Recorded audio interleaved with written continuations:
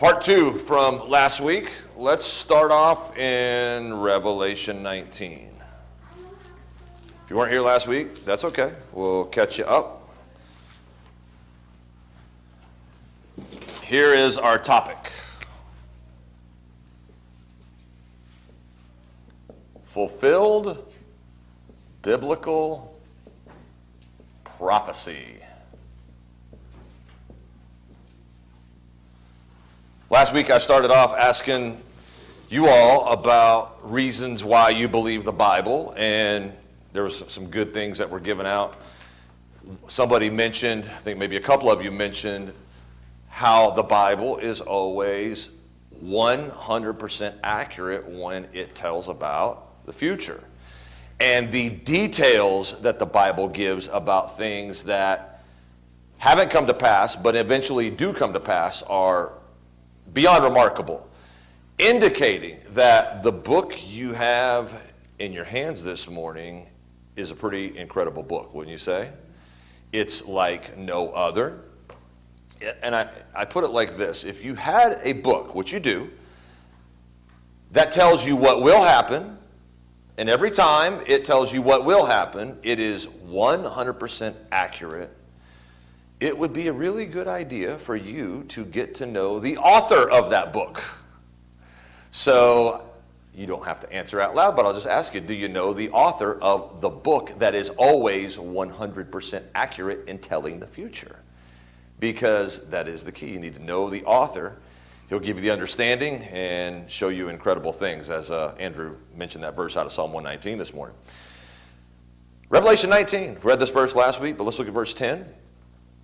This is John the Apostle, and there's this individual here that reveals some things to him. And then look at verse 10. It says, I fell at his feet to worship him, and he said unto me, See thou do it not. I am thy fellow servant, and of thy brethren that have the testimony of Jesus. Okay, so it says, the testimony of Jesus. What is that? If you keep reading, he tells you, worship God, for the testimony of Jesus is the spirit of prophecy.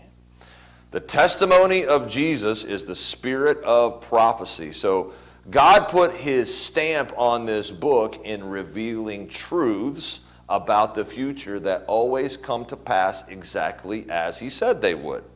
So specifically to Jesus Christ, last week we barely got into some of the prophecies about Jesus Christ. We got through the Old Testament prophecy about Josiah, just to show you an example of how it was said what would happen, and then all came to pass exactly as it was said, and it could not have been coincidental. And then we started last week with some prophecies about Jesus Christ. So the first one was Zechariah 9. I will not go through that one again, but does anybody remember what is prophesied? You can just paraphrase what's prophesied in Zechariah 9 pertaining to a certain event in the life of Jesus Christ. Anybody remember? I heard it way in the back. Jesus Christ, the very animal that he would ride upon, which was not a white horse, was it?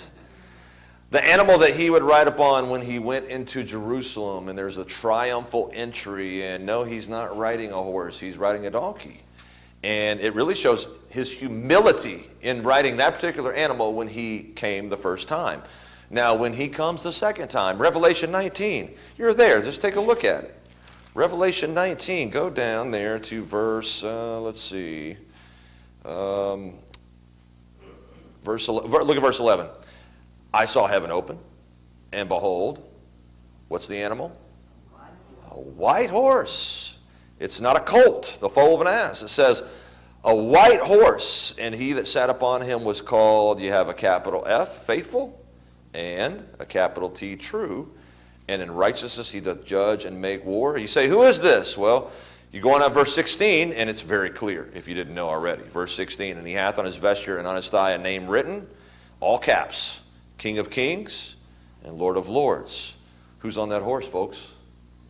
That's Jesus Christ. That right there in verses 11 down to 16 is prophecy yet to be fulfilled about the second coming of Jesus Christ. So you can mark it down. Verse 11, one day in the future, heaven will open. And no, there's not, they don't call them UFOs anymore. They call them unidentified aerial phenomena. UAPs, is that right? Something like that? They've changed the name. It's not one of those, whatever they call it. It's a white horse. Now, this is really going to throw the whole world for a loop. People right now are looking to the skies, and in the tribulation, I'm sure they'll do the same thing. They're looking to the skies for these, whatever they are. They're going to look up there one day, and it's something unlike anything they've ever even thought would come out of the sky. What is it?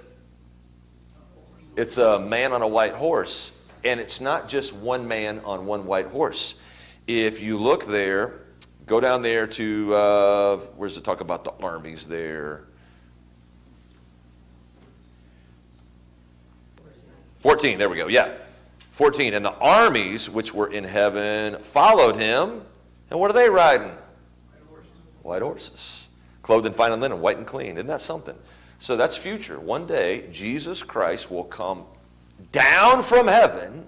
He'll appear up there visibly in the sky. Behind him will be an army of people on white horses. Are you saved? You rode a horse before? It's been a long time since I rode a horse. You're going to ride a horse one day if you never rode a horse in your life.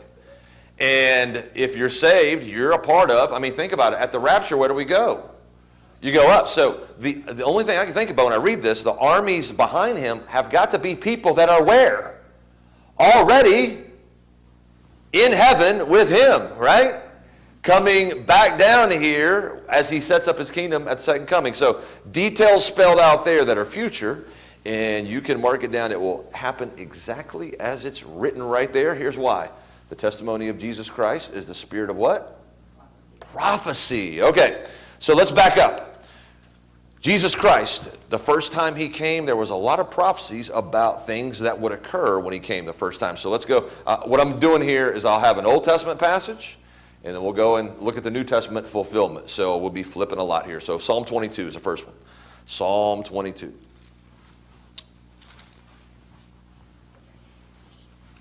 So that first one, I'll write these up here. That first one last week was Zechariah 9:9, and it had its fulfillment over in, get this up here for you, over in Matthew 21. Matthew 21. So now we're going to start off in Psalm 22. And let's see what this is all about. Psalm 22. Verse 1. Notice the first half of this verse. My God, why hast thou forsaken me? Why art thou so far from helping me and from the words of my roaring? Now, as I read that first half of that verse, did that sound familiar? It should have. Now, you say, what's this whole chapter about? What's the context here? Well, if you keep on going, I'll just read. We'll read a little bit here. It says, verse 2, O my God, I cry in the daytime, but thou hearest not, and in the night season, and am not silent. But thou art holy, O thou that inhabitest the praises of Israel. Our fathers trusted in thee, they trusted, and thou didst deliver him.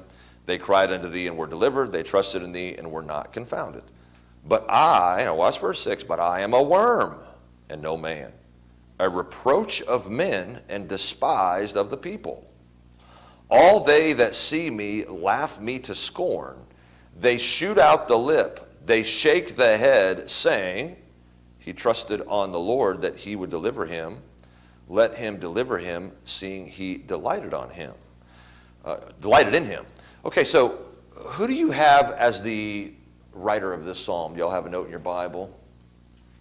Psalm 22? Yeah, I have a Psalm of David.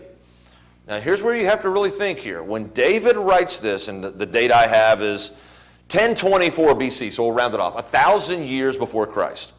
David writes this. And when he writes this, you could certainly, over the life of David, look at what he wrote, and he very well could be writing about himself. Was there times in David's life where he felt like God had left him? Was there times in David's life where there was probably people who were, as it says in verse 7, they were laughing at him and scorning him? Probably so. Remember, he ran from Saul. Remember, there's a time where there was a rebellion against him. His own son was going to be the king. Remember that? Absalom? It's very likely David is writing about his own experiences. But remember, when men would write, these Old Testament writers, they would write things and they would have some things about their personal experiences. And then the Holy Spirit of God would also insert some things that may not have had anything to do with them, and maybe had some details that they didn't even know what they were writing at the time. But then if you look at it at big picture, prophetically, you see, oh man, the Lord gave them some insight into the future. Okay, let's keep going here. Go down there to verse, let's see, look at verse 13. 22:13. They gaped up on me with their mouths as a ravening and a roaring lion. I am poured out like water, and all my bones are out of joint. And you want to note that. Verse 14, he does not say any of his bones are broken. Did you know that you can have a dislocation? Help me out, Miss Katie, on this. You can dislocate without breaking, correct? You have a dislocated shoulder, kneecap, and not break. So he says there, my bones are out of joint. My heart is like wax. It is melted in the midst of my bowels. My strength is dried up like a potsherd, and my tongue cleaveth to my jaws, and thou hast brought me into the dust of death. For dogs have compassed me. The assembly of the wicked have enclosed me. Watch this one.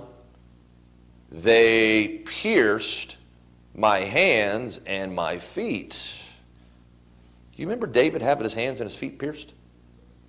I don't. See how the Holy Spirit inserts a little detail there? Look at verse 17. I may tell all my bones, they look and stare upon me.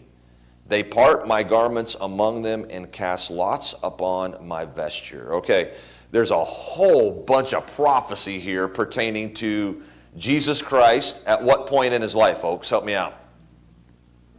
On the cross, the crucifixion. Let me just point out a couple of things here. I'm not trying to gross you out. People like to make movies about this. We're just going to read about it.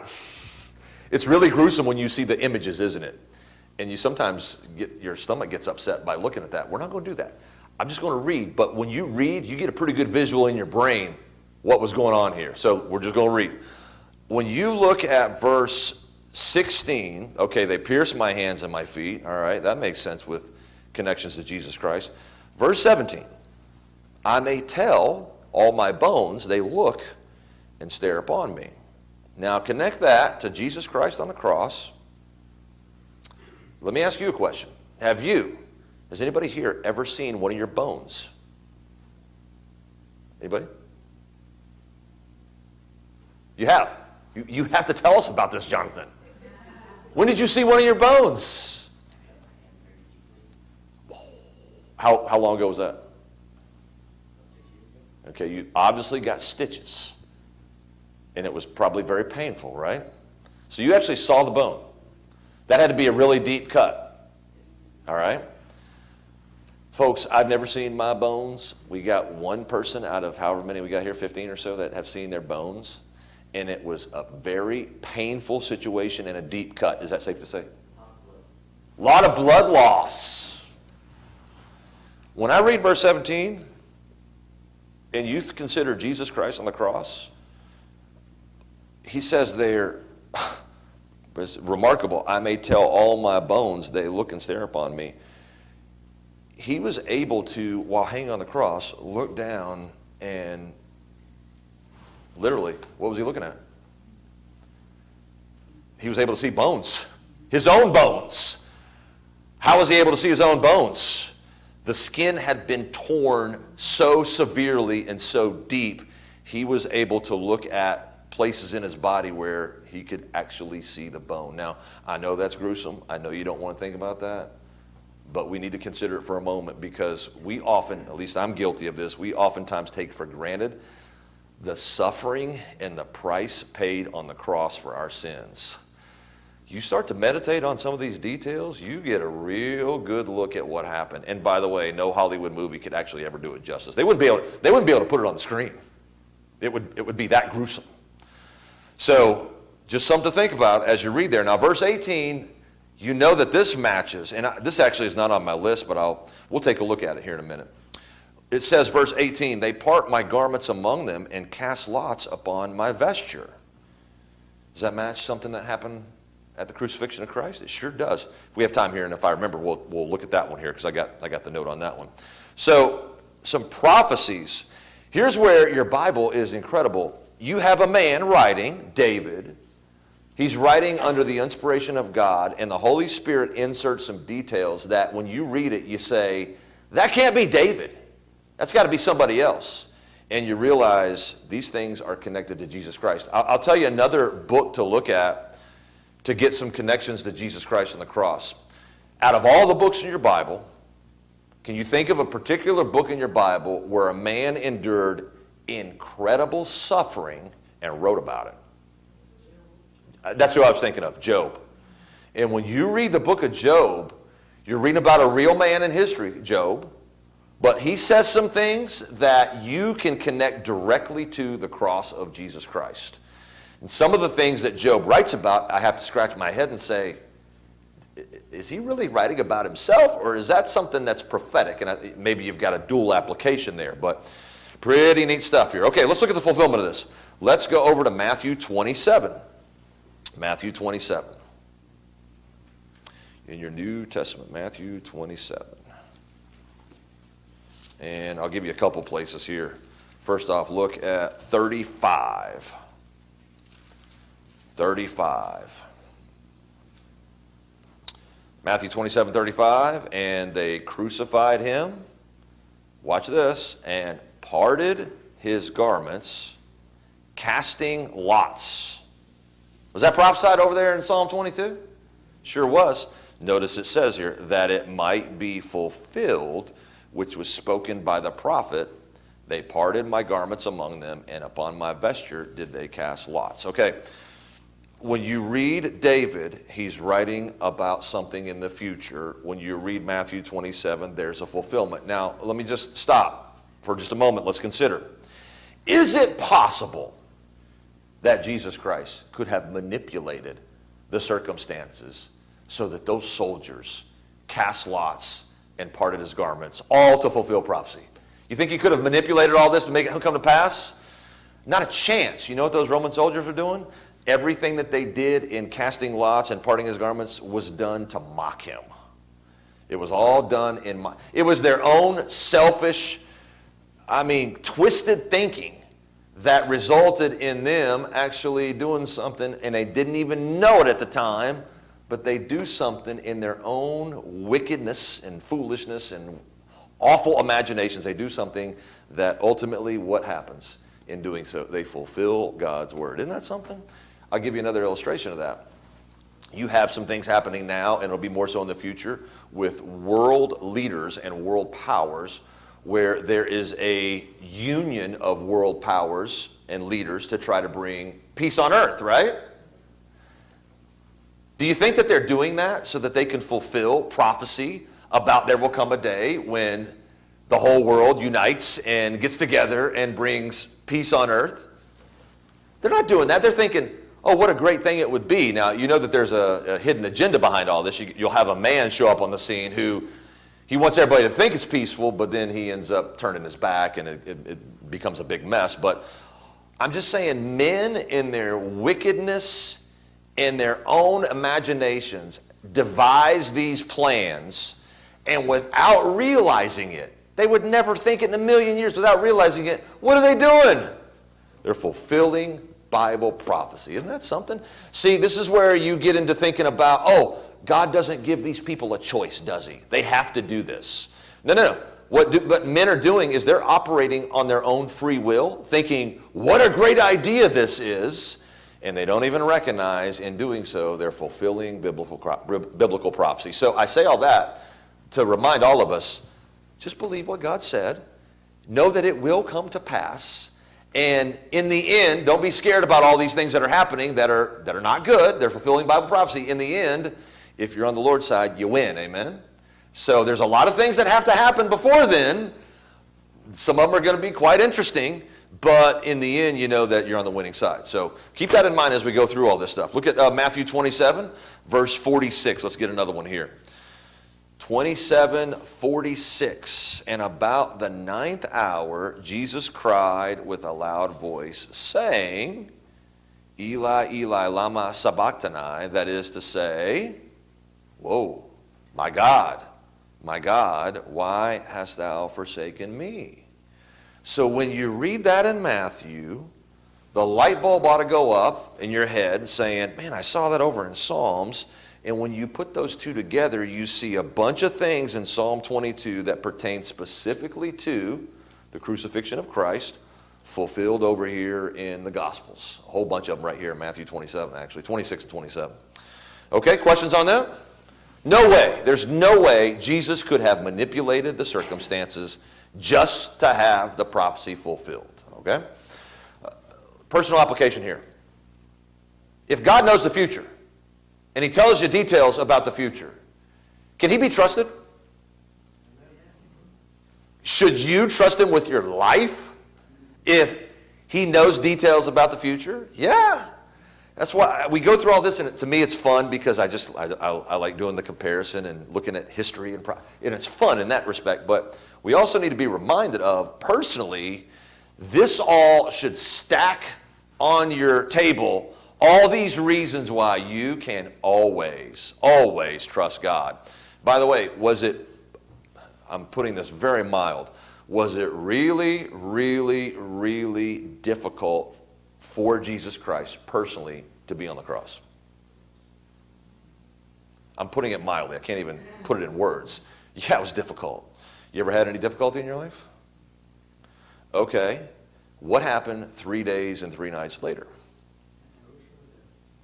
See, sometimes, this is something good for all of us to hear personally, sometimes the Lord allows you to go through a real tough time, and you got to just trust him to get through it.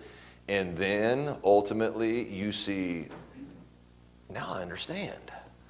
I see what God was doing during all that time. He had a reason. By the way, was it fair that Jesus was on the cross? Totally unfair. Totally unjust. So you ever been through a situation where things weren't fair? All of us could say yes to that.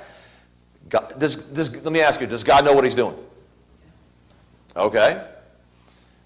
Trust God to get you through it, and you'll see in the end how God is able to take really awful circumstances and use them for his glory. Only God can do that, amen? Only God can do that. No man could ever take all these things and say, oh, what good's going to come out of them? Most men will revel in how terrible things are and just stay depressed, right?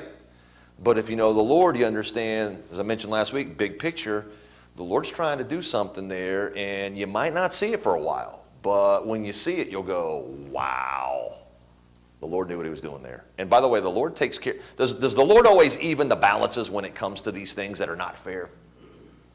Yeah, he does a whole lot a better job than you or I could do as well. Okay, just something to chew on. Let's go back to the Old Testament here. Matthew. You want to keep your finger in Matthew? You can. You can go to chapter 2. Let's do that. We'll find Matthew 2, but let's go to Micah chapter 5. Micah chapter 5.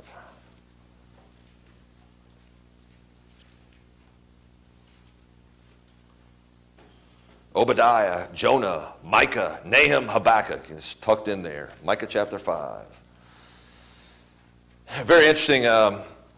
When you get to Micah, there's a lot about the tribulation in the book of Micah. And then as you're reading and you're scratching your head and thinking, when could these things be? And you realize, okay, it probably hadn't come to pass yet, so it's probably the tribulation because it's pretty awful. Then you come across things in the midst of things pertaining to the future from where we are now, and you'll come across a little detail that takes you all the way back, maybe a couple thousand years.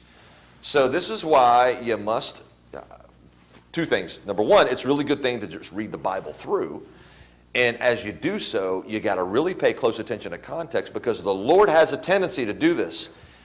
He'll be telling you about the future, and then he'll insert a detail about the past, and then he'll go right back to the future. So you got to really follow. The danger that we see in our modern day is people taking one verse out of context and just doing all kinds of crazy things with it. So read the Bible all together. Read it one chapter after another, one verse after another, and you'll see some things really make a lot more sense. Okay, so Micah first. Micah chapter 5. Micah chapter 5, verse 1. Now gather in Gather thyself in troops, O daughter of troops. He hath laid siege against us. They shall smite the judge of Israel with a rod upon the cheek. That's interesting wording, isn't it? That's actually not what I was going to talk about, but that's interesting. They shall smite the judge of Israel with a rod upon the cheek. Very interesting. Probably make some connections to Christ there. Now, verse 2 is the one I want to look at. But thou, Bethlehem Ephratah, though thou be little among the thousands of Judah, yet out of thee shall he come forth unto me, that is to be ruler in Israel, whose goings forth have been from of old, from everlasting. Okay, some bunch of details here. It says there, it mentions Bethlehem Ephratah. And it speaks of Bethlehem not being a giant metropolis. In fact, it says, though thou be what? Little among the thousands of Judah. So not really this place of great significance. But notice right there it says, little among the thousands of Judah. And look what it says next. Yet out of thee, out of that city, Bethlehem, out of thee shall he come forth unto me, that is to be what? Ruler in Israel. What do you call a ruler in the Old Testament? What are they often called? They're not called presidents usually. What are they called? Kings. That is to be ruler in Israel. Now, watch this little detail. Somebody will come from Bethlehem. That person will be ruler in Israel. And then look at this last detail of verse 2. Whose goings forth have been from of old, from everlasting. So I want you to think about the prophet Micah and the people of his time when they would read that. Do you think they might have been scratching their heads a little bit? There would be a person, a man, come from Bethlehem, and he would be the ruler in Israel. Yet that last little detail really throws you for a loop. He's from everlasting. Now in my Bible, I only know one individual who's from everlasting. Who would that be, folks? God Almighty is the only one who you can say is from everlasting. What's his origin? He doesn't have an origin. He's from everlasting. Do you understand that? I don't. I can't wrap my brain around that. I just know that it's true. God had no beginning. He has no ending. He's from everlasting. So as you read that verse, somebody, well, it'll only be God, is going to come from Bethlehem.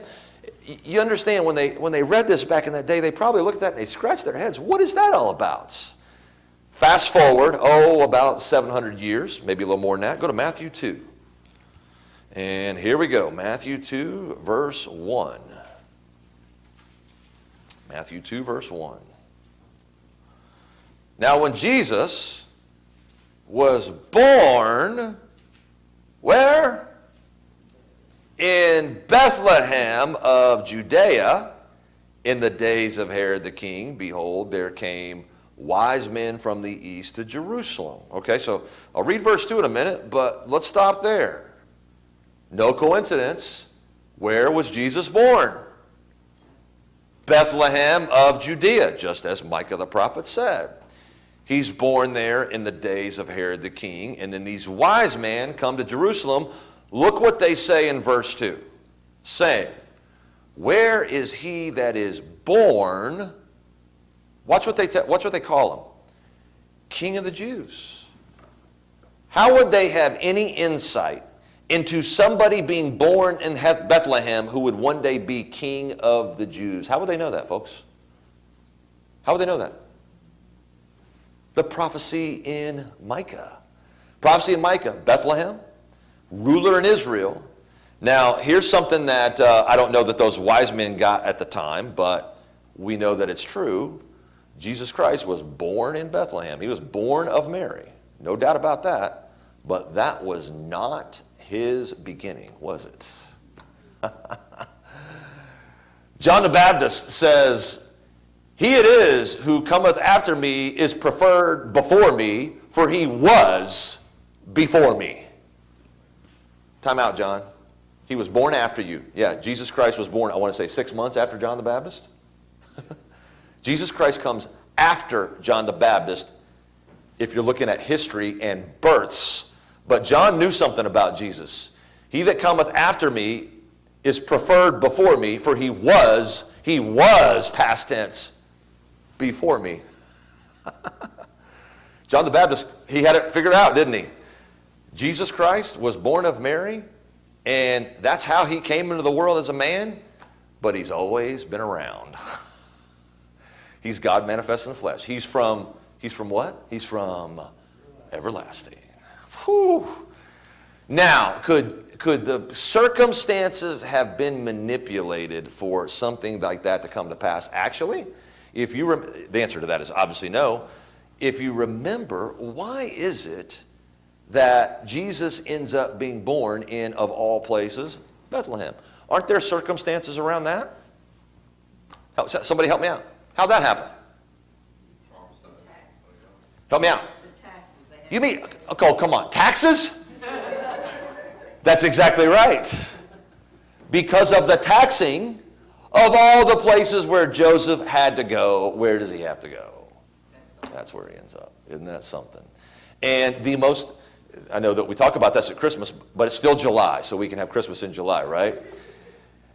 He's born in Bethlehem. The most important person in the world's history is born in Bethlehem, and they don't have a room for him at the inn. Isn't that something? Isn't that remarkable that that would be the case? The most important person born in the history of the world, he's born, where's he end up being born? Out there with the animals. Well, isn't he the Lamb of God? See, all these things just all match up. Pretty neat. Okay, how about another one? Micah 5:2, fulfilled over there in Matthew 2. All right, let's go back to the Old Testament. Let's go to Zechariah again. Oh, here's a really interesting one, as they all are, but I say that because the circumstances could not have been manipulated to bring these things to pass. Impossible. Again, don't just get all the fun stuff in your head here and say, oh, that's neat. Make the personal application. The reason why we're going through this is to be reminded that God's word can always be trusted. And I'm saying that on an individual level. You can always trust what God says. God knows what he's talking about every time he says something. 100% of the time, he's always right. Okay, Zechariah 11. Yeah, here's a wild one. 11, if you go down there to, we'll get a little bit of context here. 11, we'll start in verse 10. And I took my staff, even beauty, and cut it asunder, that I might break my covenant which I had made with all the people. And it was broken in that day, and so the poor of the flock that waited upon me knew that it was the word of the Lord. And I said unto them, if ye think good, give me my price, and if not, forbear. So they weighed for my price. How much? That is of great significance. 30 pieces of silver. Now you don't want to miss the next verse. 30 pieces of silver, verse 13, and the Lord said unto me, cast it unto the potter, a goodly price that I was prized out of them. And I took the 30 pieces of silver and cast them to the potter in the house of the Lord. Okay, so you got 30 pieces of silver, something about the potter and the house of the Lord. All these things, all these little details. Go to Matthew chapter 27. And you'll see these were fulfilled exactly as they were spoken. Matthew 27. Go down there to verse 3. Matthew 27:3. Then Judas, which had betrayed him, when he saw that he was condemned, repented himself and brought again the, how much? 30 pieces of silver to the chief priests and elders. Okay, so there's a check mark right there. You got the 30. That's the price that, the money that Judas received for betraying Christ. So then it goes on there, verse 4, saying, I have sinned in that I have betrayed the innocent blood. And that is certainly the truth, isn't it? The only person born with innocent blood would be the Lord Jesus Christ. And they said, what is that to us? See thou to that. Now watch verse 5. And he cast down the pieces of silver where? Where? What's another name for the temple? The house of the Lord. Check that one off. And departed and went and hanged himself. Okay, we got one left up here. Something about this potter. Where's that? Well, let's keep reading. You'll see it. Verse 6, and the chief priest took the silver pieces and said, it is not lawful for to put them into the treasury, because it is the price of blood. And they took counsel and bought with them the what? Of all things, the potter's field to bury strangers in. We're 3 for 3 on that one. Now, I got to show you something that's not pertaining specifically to this, but it actually is indirectly. So let's keep going here. Verse 8, wherefore that field was called the field of blood unto this day. Now watch verse 9. I have to make mention of this. Verse 9, then was fulfilled that which was spoken by who? Okay, that's Jeremiah. Jeremy, New Testament, Greek to English. Jeremiah, Old Testament. Jeremy the prophet saying, and they took the 30 pieces of silver, the price of him that was valued, whom they of the children of Israel did value, and gave them for the potter's field, as the Lord had appointed me. Now, hold on. Hold the phone, folks. Who did it say spoke that prophecy in Matthew 27? Who did it say spoke that prophecy?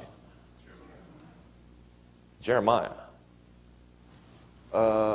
I don't see Jeremiah up there. I do see, we read about that in Zechariah. Now, this is where your skeptics will say, see, there's a contradiction in the Bible. It's actually Zechariah. It's not Jeremiah or Jeremy. The Bible's wrong. You need to have an answer to this, because the answer to this is super helpful. Anybody want to take a stab at it? You're not allowed, Brandon. And I'm just kidding. You can tell us. I'm just kidding. Come on out here. Anybody else? I know Brandon knows this. I'll let him tell. You got any ideas, Zane? It was spoken by the prophet.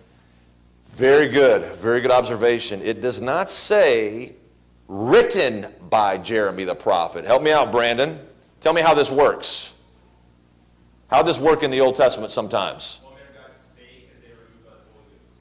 Men would speak, but the same man who spoke would not always be the man who wrote it down. Easy. There's no contradiction here. Guess who said it? Jeremy the prophet. Guess who wrote it down? Zechariah.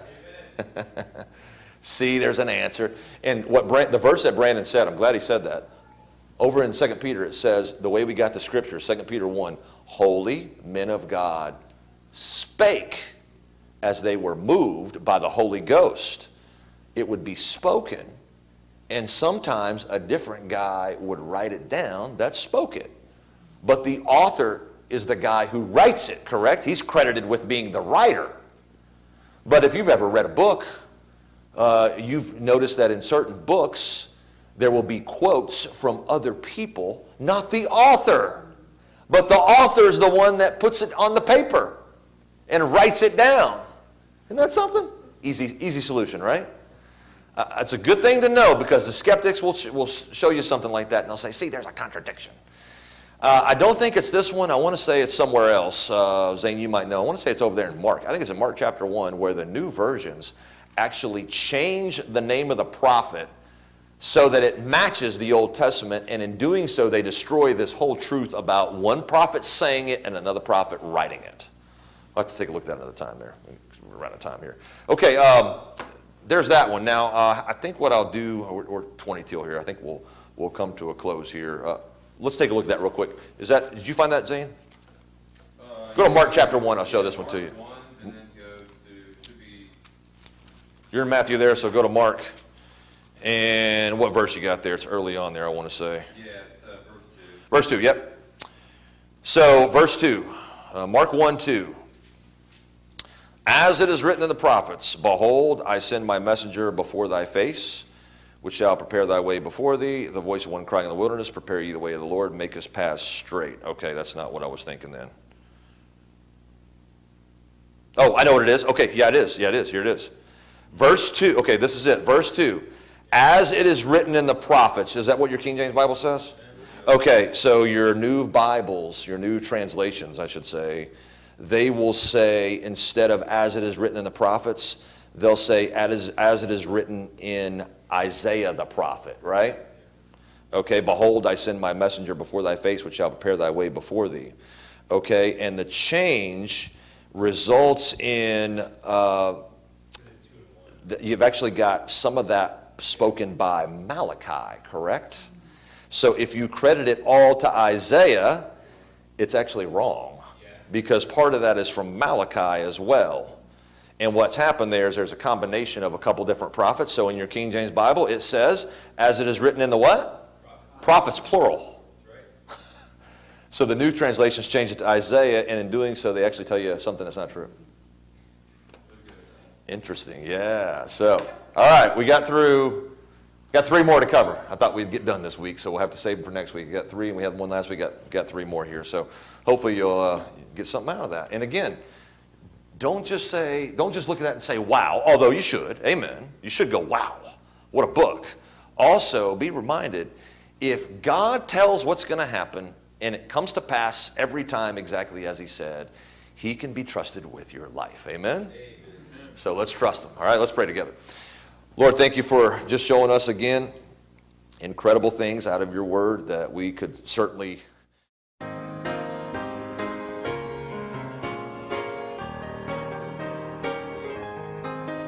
are just incredible.